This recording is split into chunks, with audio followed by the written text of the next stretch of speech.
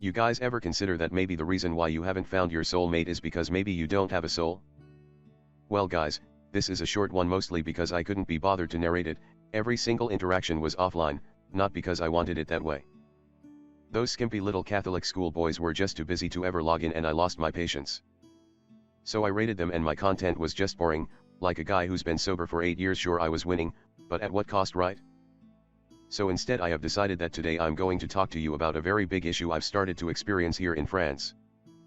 As a Swedish person that's recently moved to France, I have to say I'm having a real problem with the kebab over here. The problem with French kebab places is that they're too clean and healthy. I want a Swedish kebab. I want an angry brown man who is 94% beard to hand me a congealed slab of suspicious meat drenched in garlic sauce. Like, I can tell you the kebab I'm eating right now isn't real kebab because I'm eating it while sober. The kebab shop that's real is always run by a huge brown dude called something like Amir. Amir does not speak English or Swedish. He does however speak every other language in the world, including I'm drunk and a language for intellectuals. I would be able to stumble up to my newfound friend Amir and mumble a bunch of words that could almost make a sentence.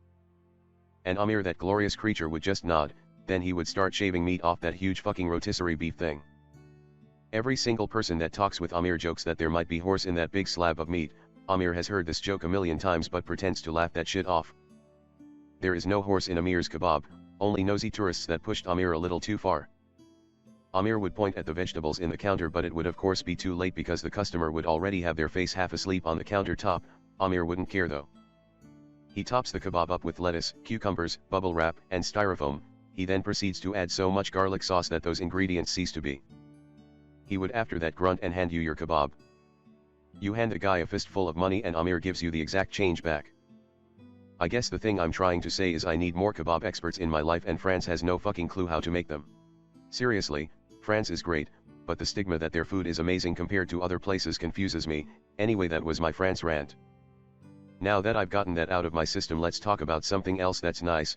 For example, this. If you grow mushrooms over a toxic waste site, chemical spill, or other polluted growing mediums, these mushrooms will start to suck up the toxins into their fruiting bodies with such effectiveness that they are being studied for their ability to clean up tainted industrial sites. It's called micromediation. And here comes the important part, my friends. If you do this with edible mushrooms, they are no longer technically edible, but on the other hand they make a great way to poison your enemies. This is called murder and it's usually frowned upon. But they won't see it coming and you get bragging rights afterward about your ability to kill people with a pizza topping. Which I mean is something that brings us back to the topic of nice as we mentioned earlier. Yep, I'm trying to keep this focused on food now. I'm feeling it, I'm on a roll about food. Well, food, murder and mushrooms. It's kind of sick when you think about the first people to try mushrooms. It was all based on trial and error, even when you didn't account for toxic waste poison mushrooms. Like they would go out into the forest and go, this one tastes like beef, that one killed Brian immediately, and this one makes me see the other side of the galaxy. Nature's wild like that. I wonder if there are a lot of psychopaths that enjoy gardening out there due to this, because when you think about it, gardening has this reputation as a gentle and chill hobby, but you know what? Gardening is actually a constant and brutal conflict between the human need for control and the will of life to spread, a battle between life and death itself. In the garden I become the overlord supreme, peerless god of the dirt, arbiter above all, the ultimate and final judge over who gets to live and who must die. I could drown an entire anthill today for daring to exist in my presence, and in most cases I would choose to save the mushrooms over the ants. Meaning I value my future poison experiments more than an organic creature. Which in my opinion is fair, because like we said earlier, mushrooms are an awesome topping for pizzas, thus meaning they are more important than ants. Also, my friend Amir the kebab guy is gonna need someone to hook him up with a supply. It's the circle of life, friends. If you somehow sat and watched this far into the video, I want you to know that I'm worried about your mental health, because something is most definitely wrong with you. Or perhaps you just really got curious about how Amir made his kebabs and the theory of mushroom poison, which is something I respect. This was all filmed on Cross Sark 13 while I was playing solo. I needed a break from big tribe stuff and felt like it was time to take some solo time.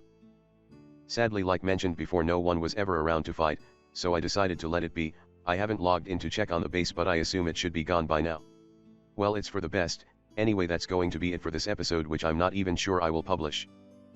Mostly I just need the space on my computer, and the content in this video covered over 40 gigabytes of space, so yeah, I wasn't having it.